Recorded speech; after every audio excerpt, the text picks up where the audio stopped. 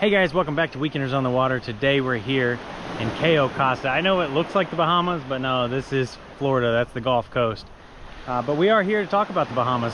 So I put out a poll shortly after we returned from the Bahamas, and I asked all the veterans, now that you've done it, what's the one thing you wish you knew before you went? And we're gonna talk about that. So stick around and let's go.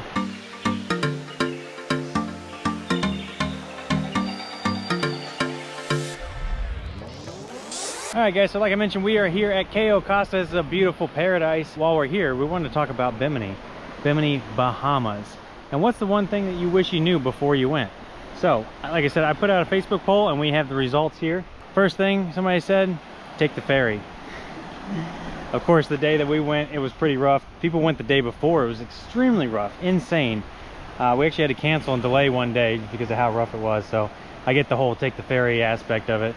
And if you do have some extra people going along with you, you got a wife or kids or whatever, the ferry's not a bad option. It does run every other day, which kind of makes it a little difficult sometimes for planning. And I believe it's about $300 for a round trip.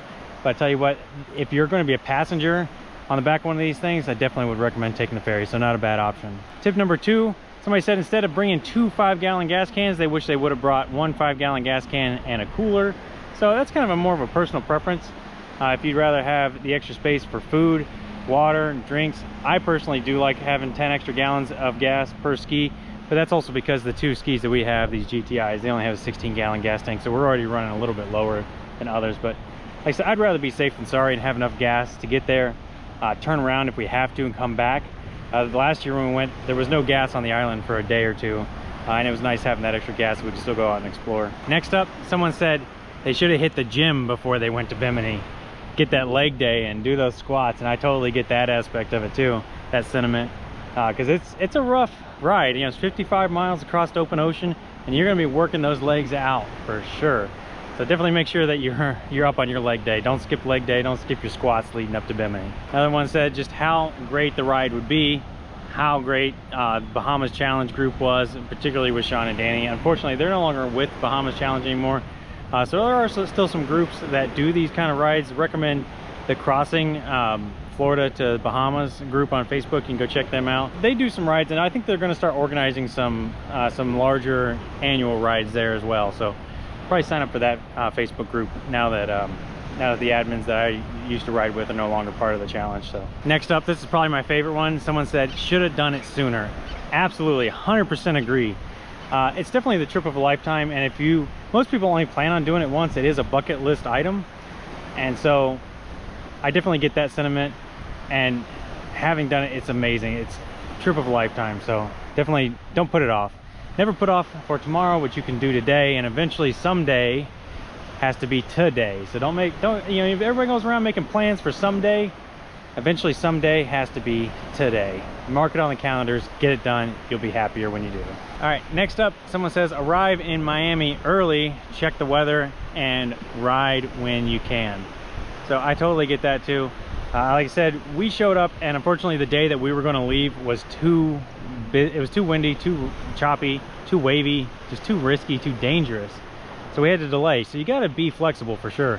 And that could happen on the way coming back too. Maybe you get over there and the weather turns, and maybe you have to leave a day early. So always kind of keep an eye on that weather for sure.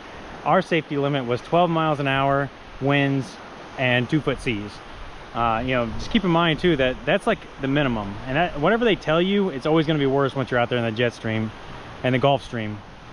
So that 2-foot seas can quickly turn to 4-foot seas. And if you're going out there like some people did on the day that we canceled in 5-foot seas, that quickly turned into 7 to 8-foot seas. So you don't want to be caught in that for sure. The next tip, someone mentions that exact thing. They say those 3-foot seas can quickly turn to 4-foot, 5-foot seas. So like I said, definitely keep that in mind. And whatever they say it's going to be, just expect it's probably going to be worse. Next up, someone says crossing is a race. You're going to push yourself, push the machine. I kind of disagree with that. I mean, the front of the pack does race. Yeah, there's quite a few people that want the bragging rights of being the first ones there, but for the most part, we're all kind of just in this together. We want to make sure no one gets left behind. And I led the second group on the day coming back, and I can tell you, I just had it was perfectly flat, calm seas. We could have done 50 miles an hour, but I just had it pinned at 30, so that way everybody can keep their eco mode on, everybody can ride in comfort. you know, we don't want to beat it up. You don't want to beat your skis up. It's a, you know, you don't want to have a problem out there halfway through the Atlantic like I did on the way over there. So if you haven't seen that video, check that out. But I pushed my boat too hard and the water box fell off and I started taking on water inside the boat. That was dangerous, scary, and that's really just because I pushed it too hard. So I do not recommend racing to Bimini. I don't think it's a good idea. Next up, someone mentions there was no need to bring extra food, and that's entirely up to you.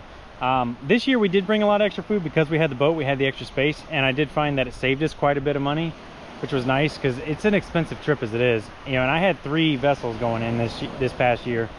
And if you go now, especially with the new cost to get, and it's like $900 per vessel, you know, that's insane. It cost me like $2,400 or something like that. Is that right? 27. It would be $2,700 if I took all 3 skis now. Well, 2 skis in the boat. And you know, if it's gonna cost that much, you got to save money where you can. So I do recommend bringing some extra food if you can, but don't feel like you have to, for sure. If you don't got the space, I think the gas is probably worth more than the food. Some people will argue that the alcohol may be worth more than the food. That's up to you. So yeah, there is plenty of food on the island. Obviously they have stores, general stores. You're gonna want to eat out while you're there. Food is kind of expensive while you're there, so kind of budget for it. But yeah, you can definitely bring your own food or not. It's up to you. Next up, this is a good one that said overestimate my rack. He's talking about the rack on the back of the ski, you know, for all the equipment, and definitely cannot recommend enough. Make sure you test all your equipment, load everything up just like you were going to go to Bimini, and do a 50-mile run, you know, 25 miles, 30 miles down the coast and back. You know, I definitely recommend that. It's a great way to kind of test your ski, test all your equipment, make sure it's all going to hold on the way you expect it to. You don't want to get 10 miles off and then realize that you're losing your gas cans. You got to ride another 40 miles holding them on with your hand. That's not going to be a good time. And when you do your test run, I definitely recommend staying kind of parallel to the coast. That way, if you do have any problems or if you want to quit, you're not far from the beach. I know last year there was a couple guys that decided to do a test run 25 miles out to the ocean to a weather buoy. I don't personally recommend that because, you know, at that point you're basically halfway there and you just basically did the Bahamas challenge. So, you know, I kind of like doing your test run with a little bit of safety net. Do it near the coast. Go about 5 miles off so we can still experience the full fury of the Atlantic or the Gulf, wherever you're riding. You know, maybe one of the Great Lakes is a good spot.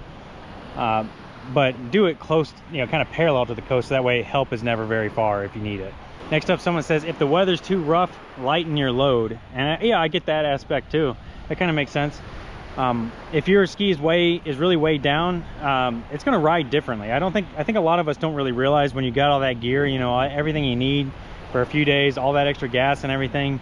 You know, usually the weight limit on these skis is about 600 pounds. That includes yourself and all your fuel and everything else. So it's not hard to hit that weight limit when you're bringing all this extra stuff, particularly if you're a bigger kind of guy. So if the weather's going to be rough, your ski's going to be much more unstable. So if it is going to be rough, it may not be bad to kind of maybe make some tough decisions on things you might not want to bring.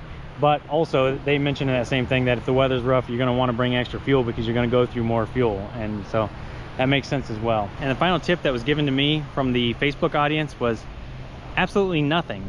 As long as they subscribe to the Weekenders on the Water channel, they said that watching our videos did a great job of educating them, telling them what to expect, what to prepare for. And because they watched all the videos, they did it flawlessly and they had no notes. So really love that comment, really appreciate that. And yeah, if you haven't subscribed, now's your chance to go ahead and subscribe, become part of the Weekender crew, and hit that subscribe button. Follow along with all of our journeys. We do all kinds of cool stuff, so we're always jet skiing all around Florida. You know, we've done the Bimini challenge now twice, so we got plenty of you know, helpful information and tips on that. We got some more exciting adventures coming up, and we do a lot of maintenance and DIY stuff as well as tips and tricks. So it's a great place to kind of subscribe, join part of the community, part of the jet ski community, and become part of the crew. So really appreciate that. And so that's going to do it for today. Let me know in the comments below, is there anything that you have questions about planning a trip to Bimini? Anything, you know, if you've done the Bimini trip, what is it that you wish that you would have known before you go? Let me know in the comments below. Really appreciate it. I'm sure that the crew would love to hear about that. And with that being said, we're out of here, and we'll see you next weekend. Bye.